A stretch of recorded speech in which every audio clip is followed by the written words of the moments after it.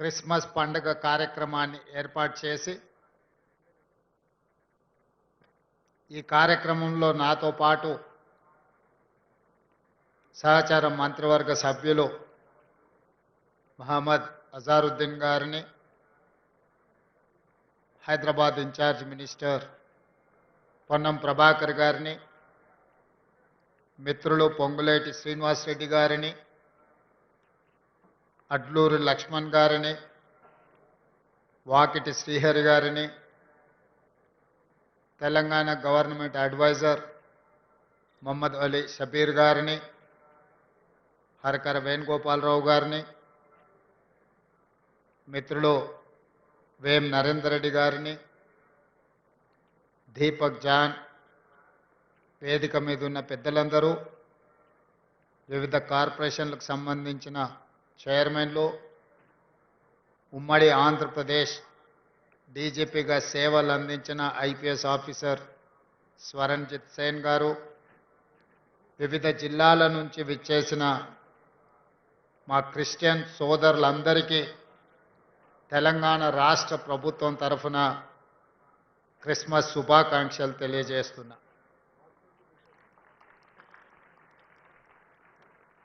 అదేవిధంగా 2000 సంవత్సరాల క్రితం పశువుల పాకలో జన్మించిన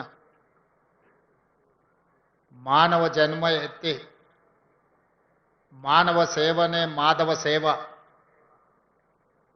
ప్రేమను పంచాలి, శాంతిని పెంచాలి అని సందేశాన్నిచ్చి మానవుడే దేవుడుగా మారిన యేసు ప్రభు యొక్క జన్మదినము ప్రపంచానికే ఒక పెద్ద పండుగ. ఈ ప్రపంచంలో అన్ని దేశాలలో ఒకేసారి జరుపుకునే పండుగ ఏదైనా ఉందంటే అది ఒకే ఒక్క పండుగ, క్రిస్మస్ పండుగ. యేసు ప్రభు యొక్క జన్మ ఈ లోకానికి శాంతిని, ఈ లోకానికి ప్రేమను అందించింది.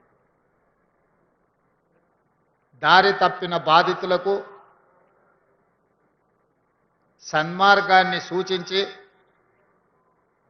ద్వేషించే వాళ్ళను కూడా ప్రేమించేంత గొప్ప మనసును ప్రభువు మనకు అందించడమే కాకుండా నిత్యం వారి స్ఫూర్తి మనకు కలిగించి ఈ ప్రపంచమే ఒక శాంతి సందేశాన్ని అందించడానికి యేసు ప్రభువు కారకులైంది.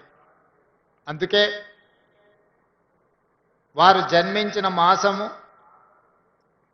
December month is miracle month. ప్రపంచంలోనే అద్భుతం జరిగిన మాసం ఏదైతే ఉన్నదో అది డిసెంబర్ మాసం.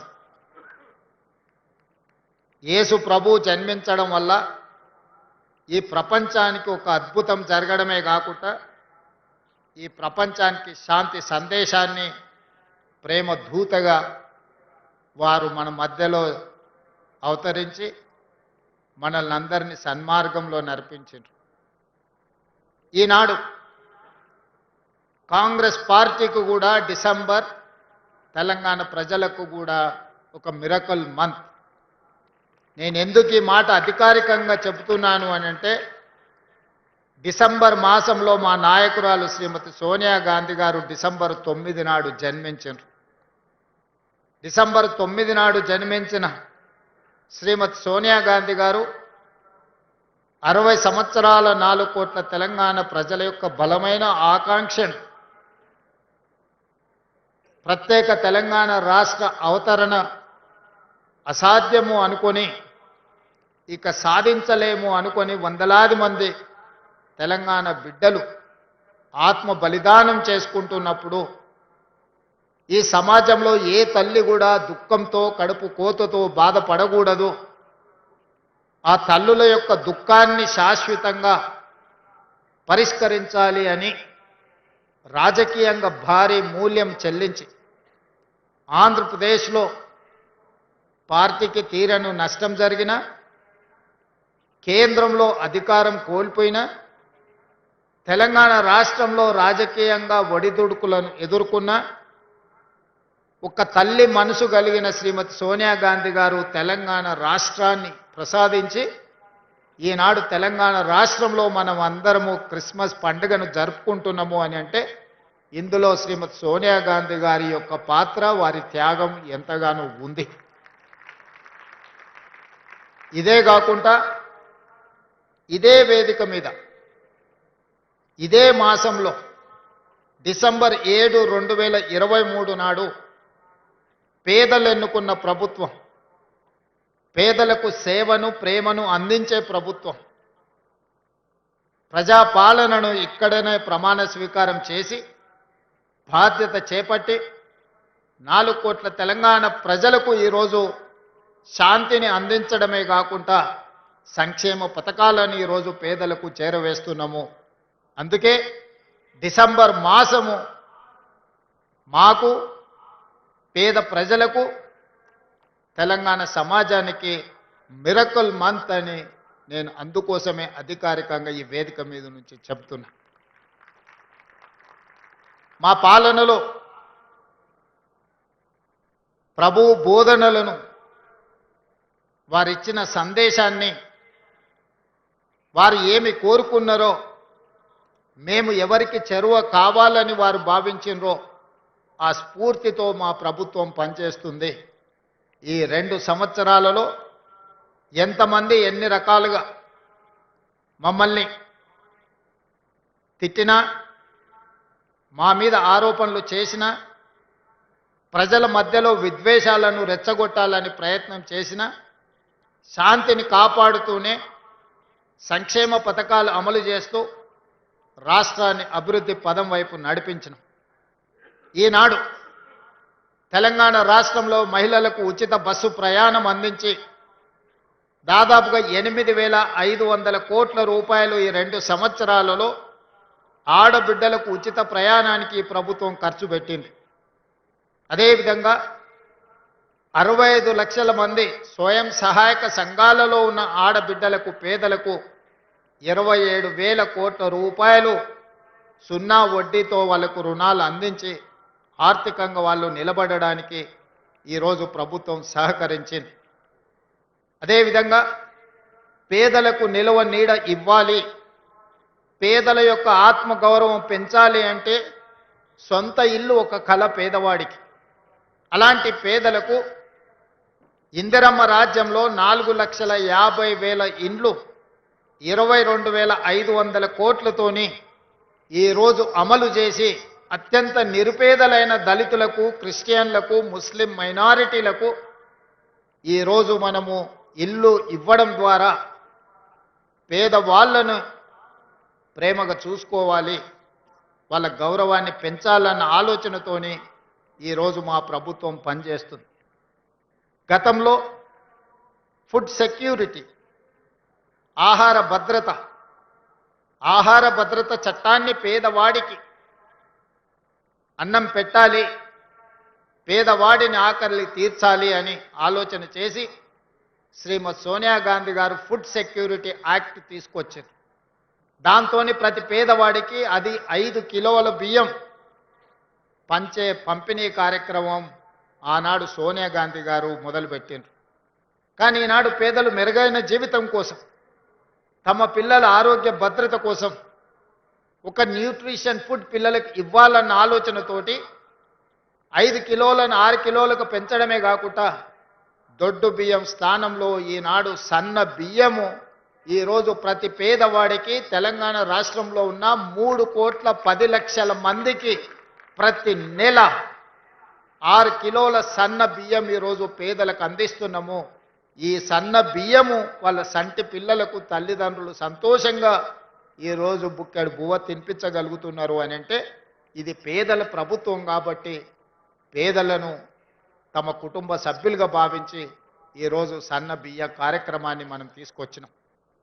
అదేవిధంగా పండించిన పంటకు గిట్టుబాటు ధరనే కాకుండా 500 రూపాయల బోనస్ ఇవ్వడమే కాకుండా గ్రామీణ ప్రాంతాలలో వ్యవసాయానికి ఉచిత విద్యుత్తుతో పాటు పట్టణ ప్రాంతాలలో గ్రామీణ ప్రాంతాలలో ఉన్న పేదలకు 200 యూనిట్లు ఉచిత విద్యుత్తును అందించడం ద్వారా ప్రతి పేదవాడి ఇంటిలో వెలుగులు నింపాలి, వాళ్ళ కళ్ళల్లో ఆనందం చూడాలి అని ఈనాడు మన ప్రభుత్వం సంక్షేమ పథకాన్ని అమలు చేస్తే 50 లక్షల కుటుంబాలలో ఈరోజు ఉచిత విద్యుత్తు గృహాలలో ఈరోజు ఇవ్వగలుగుతున్నాం. 500 రూపాయలకే సిలిండర్ 50 లక్షల కుటుంబాలకి ఈరోజు మనం అందిస్తున్నాం. వ్యవసాయం చేసుకునే పేద రైతులకు 25,35,000 కుటుంబాలకు 21,000 కోట్ల రూపాయల రైతు రుణమాఫీ అమలు జరిగింది. రైతు భరోసా పథకం 9 రోజుల్లోనే 9,000 కోట్లు మన ప్రభుత్వం వచ్చినాక దాదాపుగా మనము 27,000 కోట్ల రూపాయలు ఈ పథకం ద్వారా అందించడం జరిగింది. మొత్తానికి వ్యవసాయానికి ఈ 2 సంవత్సరాలలో 1,04,000 కోట్ల రూపాయలు ఈరోజు రైతుల సంక్షేమం కోసం, వ్యవసాయం దండగా అనుకునే కాడి నుంచి వ్యవసాయం అంటే పండుగ, రైతును రాజును చెయ్యాలని ఈరోజు వ్యవసాయం మీద ప్రత్యేకమైన దృష్టి పెట్టినాం. ఇవన్నీ ఒక ఎత్తైతే ఈనాడు ఒక అంశాన్ని మనం ప్రస్తావించుకోవాలి. వేదిక మీద చాలామంది పెద్దలు ఉన్నారు, ఎడ్యుకేషనల్ ఇన్స్టిట్యూట్స్ నడిపేవాళ్ళు. మొట్టమొదటి ప్రధానమంత్రి పండిత్ జవహర్లాల్ నెహ్రూ గారు ఈ దేశంలో ఉన్న నిరక్షరాస్యతను పారద్రోలడానికి, సమాజంలో మనం ఎదగాలంటే విద్య చాలా ముఖ్యం, ఆకలి తీర్చాలి అనంటే ఇరిగేషన్ చాలా ముఖ్యం. అందుకే ఆనాడు పండిత్ జవహర్లాల్ నెహ్రూ గారు education and irrigation is my policy అని ఆనాడు ఎడ్యుకేషన్ ఇరిగేషన్ని ప్రాధాన్యత క్రమంలో తీసుకున్నాడు. ఇదే కాకుండా ఆనాడు మనిషి యొక్క జీవన ప్రమాణం పండిత్ జవహర్లాల్ నెహ్రూ గారు ప్రధానమంత్రిగా చేపట్టినప్పుడు 32 సంవత్సరాలు. ఒక మనిషి యొక్క జీవన ప్రమాణము దేశ స్వతంత్రం వచ్చినప్పుడు 32 సంవత్సరాలు మాత్రమే. ఇది చాలా ఆశ్చర్యకరమైన సమాచారం. అందుకే వైద్యం అనేది అత్యంత కీలకం. ఈ దేశంలో ప్రభుత్వం వైద్యానికి ఎంతో ప్రాధాన్యత ఇచ్చింది, విద్యకి ఎంతో ప్రాధాన్యత ఇచ్చింది. కానీ ప్రభుత్వము ఈ కోట్లాది ప్రజలకు విద్యను వైద్యాన్ని అందుబాటులోకి తీసుకురాలేకపోయింది. ప్రభుత్వంతో పోటీపడి క్రిస్టియన్ మిషనరీసు ఒక వార్ లాగా ఒక యుద్ధం చేస్తే ఎంత గొప్పగా యుద్ధంలో గెలవడానికి ప్రయత్నం చేస్తామో, క్రిస్టియన్ మిషనరీసు ఎడ్యుకేషన్ అండ్ హెల్త్ని ప్రాధాన్యత తీసుకొని విద్యను వైద్యాన్ని ప్రభుత్వంతో సమానంగా ఈ దేశంలో పేదలకు అందించారు. కాబట్టే ఈ దేశంలో నిరక్షరాస్యతను నిర్మూలించి ప్రపంచానికి మేధస్సును అందించే సైంటిస్టులను, ఇంజనీర్లను ఈరోజు మనము ఉత్పత్తి చేయగలుగుతున్నాము. ఈనాటి జీవన ప్రమాణం ఈ మధ్యకాలంలో లెక్కలు బయటకు వచ్చినాయి. 72 సంవత్సరాలు మనిషి యొక్క జీవన ప్రమాణము సరాసరి ఈరోజు 72 సంవత్సరాలు. స్వతంత్రం వచ్చినప్పుడు ఒక మనిషి జీవన ప్రమాణము 32 సంవత్సరాలు ఉంటే ఈరోజు 72, 73 సంవత్సరాలకు చేరుకున్నామంటే రాష్ట్ర కేంద్ర ప్రభుత్వాలు ఎంత ప్రయత్నం చేసినాయో వారితో పోటీ పడి సేవ చెయ్యాలి, మానవాళిని కాపాడాలి, ఈ కాపాడిన మానవాళికి విద్యను అందించాలి అని క్రిస్టియన్ మిషనరీసు కంకణం కట్టుకొని అంకిత భావంతో సేవలు అందించింది. కాబట్టి ఈ దేశంలో విద్య వైద్యము క్రిస్టియన్ మిషనరీస్ అందించిన సేవలని అభినందించాల్సిన బాధ్యత ఏ ప్రభుత్వానికైనా ఉన్నది. కొన్ని ప్రాంతాలలో ప్రభుత్వం కూడా చేరుకోలేని ప్రాంతాలలో ఈ మిషనరీస్ చేరుకొని అత్యంత నిరుపేదలకు విద్యను వైద్యాన్ని అందుబాటులోకి తీసుకొచ్చి వాళ్ళ ప్రాణాలను కాపాడడమే కాకుండా వాళ్ళ ఆత్మ గౌరవాన్ని పెంచే విధంగా పనిచేసింది. అందుకే ఈనాడు రాష్ట్ర ప్రభుత్వం ఎవరి మతాన్ని వాళ్ళు ఆచరించుకుంటూనే ఇతర మతాలను గౌరవించే విధంగా ఈరోజు పరిపాలనను కొనసాగిస్తున్నాం. నాకు నచ్చిన మతాన్ని నేను ఆచరించవచ్చు, అదే సమయంలో ఇతర మతాలను గౌరవించే వాతావరణాన్ని రాష్ట్రంలో తీసుకొచ్చినాం. మత ప్రాతిపదికన ఎవరైనా దాడులు చేయాలన్న ఆలోచన చేసినా, అనుకోని చెదురుమదుర సంఘటనలు ఏవైనా జరిగినా ప్రభుత్వం కఠినంగా అణిచివేసింది. అట్లాంటి వాళ్ళ పట్ల అప్రమత్తంగా ఈరోజు మా ప్రభుత్వం వ్యవహరిస్తున్నది. తొందరలోనే శాసనసభలో హేట్రెడ్ స్పీచ్ మీద కూడా చట్టాన్ని తెస్తాం. ఇతర మతాలను కించపరిచే విధంగా ఎవరైనా మాట్లాడితే చట్ట పరిధిలో వాళ్ళని శిక్షించడానికి అవసరమైన చట్టాన్ని ఈ మధ్య కాలంలోనే కర్ణాటక రాష్ట్రంలో కాంగ్రెస్ పార్టీ శాసనసభలో ప్రవేశపెట్టి ఇతర మతాలను కించపరిచే విధంగా ఇతర మతస్థులను తక్కువ చేసే విధంగా మాట్లాడితే శిక్షించే విధంగా చట్టాన్ని సవరించిండ్రు. తొందరలోనే తెలంగాణ రాష్ట్రంలో కూడా బడ్జెట్ సమావేశాలలో ఆ చట్టాన్ని తీసుకొచ్చి అన్ని మతాలకు సమానమైన హక్కును, అధికారాన్ని, వాళ్ళ యొక్క మతాన్ని వాళ్ళు ఆచరించే స్వేచ్ఛను తెలంగాణ రాష్ట్ర ప్రభుత్వం అందిస్తుంది అని చెప్పి నేను ఈ సందర్భంగా తెలియజేస్తున్నా. ఈనాడు క్రిస్టియన్ మైనారిటీ, ముస్లిం మైనారిటీ, ఇతర ఏ మైనారిటీలైనా ఉండొచ్చు, వాళ్ళకు అందించే సంక్షేమము, అభివృద్ధి ఎవరి దయ కాదు, వాళ్ళ హక్కు అని నేను సంపూర్ణంగా విశ్వసిస్తున్నా. మీ హక్కులను కాపాడడానికి మేమున్నాం. మీ హక్కులు ఎక్కడైనా భంగం కలిగితే సరిదిద్దడానికి మా ప్రభుత్వం సిద్ధంగా ఉంది. ఈరోజు చాలా ప్రాంతాలలో క్రిస్టియన్ సోదరులకు శ్మశాన వాటికల యొక్క సమస్య ఉన్నది నా దృష్టికి వచ్చింది. కానీ గ్రామం పక్కనే భూమి కేటాయించాలంటే ఈరోజు ప్రభుత్వం దగ్గర భూమి లేదు. అందుకే వేదిక మీద ఉన్న మత పెద్దలకు నేను ఒక సూచన చేస్తున్నా.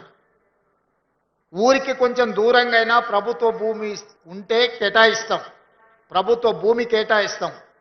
లోకల్గా ఏదైనా జరిగినప్పుడు అంబులెన్సులను ఏర్పాటు చేసుకోండి ఇక్కడి నుంచి అక్కడికి తీసుకెళ్ళడానికి. ఊరి పక్కనే శ్మశాన వాటిక ఇవ్వాలి అంటే ప్రభుత్వానికి భూముల అందుబాటు తక్కువ ఉన్నది కాబట్టి కొంచెం దూరంగా అయినా భూములను కేటాయించి ఆ భూములను కాపాడడానికి అవసరమైన రక్షణ గోడలు కట్టి భూములు, శ్మశాన వాటికలను కేటాయించాలి అని, బ్రతకడానికి ఇల్లు ఇచ్చినప్పుడు, మరణించినప్పుడు కూడా వాళ్ళని ఎక్కడ మనము తీసుకువెళ్ళాలో కూడా ప్రభుత్వం బాధ్యత. ఖచ్చితంగా శ్మశాన వాటికల సమస్యలను కూడా ముస్లిం మైనారిటీ, క్రిస్టియన్ మైనారిటీకి సంబంధించిన శ్మశాన వాటికల సమస్యల్ని పరిష్కరించి ఊరికి కొంచెం దూరమైనా సరే మీకు భూమి కేటాయించే విధంగా ప్రభుత్వం చర్యలు తీసుకుంటుంది. దానికి అవసరమైన అంబులెన్సులు కానీ ఇతర వాహన సదుపాయాన్ని ప్రభుత్వ పరంగా చేస్తాం, లేదా స్వచ్ఛంద సంస్థలోనూ ప్రోత్సహించి వాళ్ళ ద్వారా కూడా మీకు ఆ సహాయాన్ని అందించే విధంగా ఏర్పాట్లు చేస్తాం. అందుకే ఈరోజు మిత్రులారా, ఈ మిరకల్ మంత్ యేసు ప్రభు యొక్క జన్మదినము మనందరికీ శాంతిని ఇవ్వడమే కాకుండా ప్రేమను పంచాలి అనే ఒక గొప్ప సందేశాన్ని అందించిండ్రు. ఆ స్ఫూర్తితో ప్రభుత్వం పనిచేస్తుంది. మీకు క్రిస్మస్ శుభాకాంక్షలతో పాటు నూతన సంవత్సర శుభాకాంక్షలు తెలియజేస్తున్నా. నూతన సంవత్సరం మనందరి జీవితాలలో గొప్ప మార్పును తీసుకురావాలి. మన రాష్ట్రం అభివృద్ధి పదం వైపు నడవాలి. తెలంగాణ రైజింగ్ దేశానికే ఒక రోల్ మోడల్ కావాలి. ఈ తెలంగాణ మోడల్తోని దేశంలోనే తెలంగాణ రాష్ట్రం ప్రథమ స్థానంలో ఉండాలి. ఈ విధంగా ముందుకు వెళ్ళడానికి మాకు శక్తిని ఇవ్వండి. ఆ శక్తిని ప్రసాదించడానికి మీరందరూ ప్రభువును ప్రార్థించండి, మమ్మల్ని ఆశీర్వదించండి అని కోరుకుంటూ మీ అందరి దగ్గర సెలవు తీసుకుంటున్నా. ధన్యవాదాలు మిత్రులారా.